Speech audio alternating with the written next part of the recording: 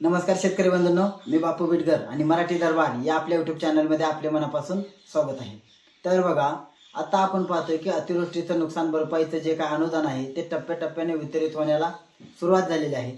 आता याच्यामध्ये बघा, बऱ्याच शेतकऱ्यांचा असा संभ्रम झालेला आहे की जे काही NDRFच्या दरानुसार निकष होते, सुरुवातीला जी मदतीचा हेक्टरी मर्यादा होती ती 2 हेक्टर पर्यंत होती, परंतु शासनाने आता मध्यंतरी ज्यावेळेस ही अतिवृष्टी झाली त्यावेळेस हे जे हेक्टरची मर्यादा ही वाढवली होती आणि 3 हेक्टर पर्यंत नुकसान भरपाई देण्याला शासनाने मान्यता दिलेली होती। परंतु बघा, मध्यंतरी जे काही रक्कम शेतकऱ्यांना जमा झाली, जे काही त्यांनी JR काढले, त्या संदर्भात शेतकऱ्यांच्या ज्यावेळेस ही फसवणूक झाली आहे अशा प्रकारचे वक्तव्य शेतकऱ्यांमधून यायला लागले।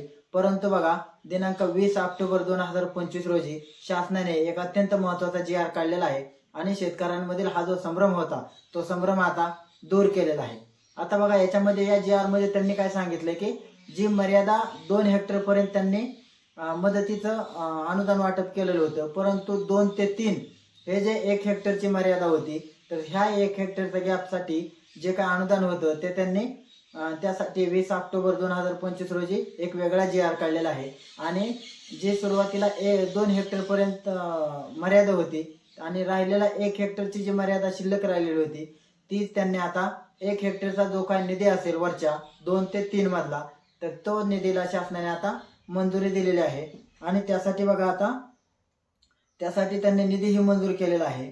तर बघा, नेमका शासनाने काय निर्णय घेतलेला आहे की जून 2025 ते सप्टेंबर 2025 यामध्ये राज्याच्या विविध जिल्ह्यांमध्ये अतिवृष्टी असेल, पूर असेल, यामुळे शेतीच्या नुकसानीसाठी शेतकऱ्यांना मदत देण्यासाठी शासनाने या निधीचं वितरण केलेलं आहे। तर बघा, 648 कोटी 15,41,000 रुपये इतक्या निधीला शासनाने मंजुरी दिलेली आहे। आता याच्यामध्ये बघा, हा निधी त्वरित शेतकऱ्यांच्या खात्यावरती जमा करण्यात यावा असं सुद्धा सांगितलेलं आहे। आणि 2 ते 3 हेक्टर जी मर्यादा होती त्यातली जी 1 हेक्टरची मर्यादा आहे त्यासाठी हा निधी वितरित केलेला आहे। आता याच्यामध्ये बघा, कोणते कोणते विभाग आहे, म्हणजे जे वाढीव 1 हेक्टरचा हा निधी आहे। आता याच्यामध्ये बघा, छत्रपती संभाजीनगर विभाग आहे, याच्यामध्ये बीड जिल्हा आहे, लातूर आहे, परभणी आहे, छत्रपती संभाजीनगर आहे, जालना आहे, हिंगोली आहे आणि नांदेड आहे। तर यासाठी बघा, जवळजवळ 34,631 लक्ष रुपयांचा निधी छत्रपती संभाजीनगर या विभागाकरता दिलेला आहे। त्यानंतर बघा, पुढचा विभाग आहे नागपूर विभाग, याच्यामध्ये नागपूर आहे, चंद्रपूर आहे, वर्धा आहे आणि गडचिरोली आहे। आता याच्यामध्ये बघा, जवळजवळ 751 लक्ष रुपयांचा निधी यासाठी मंजूर केलेला आहे। त्यानंतर नाशिक विभाग आहे।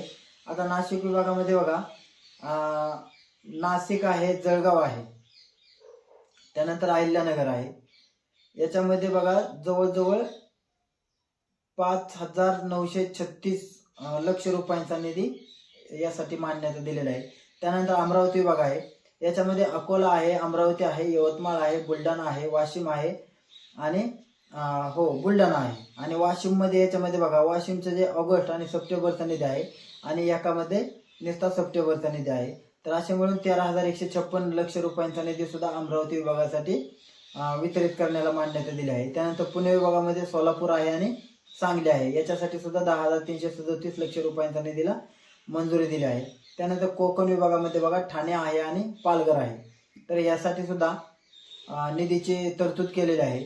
तर असे मिळून बघा, 648 कोटी 15,41,000 रुपयांच्या निधीला शासनाने मंजुरी दिलेली आहे। त्याच्यामुळे बघा, आता दिवाळीचा सण आहे, सुट्ट्या आहेत, त्याच्यामुळे लवकरच जसं बँक चालू होईल तसं तसं शेतकऱ्यांच्या, म्हणजे पात्र शेतकऱ्यांच्या खात्यावरती ही रक्कम वितरित व्हायला सुरुवात होणार आहे। अजूनही लक्षात ठेवा, जी शासनाने 2 हेक्टरची मर्यादा सुरुवातीला केलेली होती 2023च्या JR नुसार, परंतु त्यानंतर 2025 मध्ये काय बदल करण्यात आले आणि त्यानंतर जी काय आता त्यांनी अट टाकली होती की 2 हेक्टरची मर्यादामध्ये काहीतरी वाढ करा, आणि ती मर्यादामध्ये वाढ करून 3 हेक्टरची मर्यादा केलेली होती।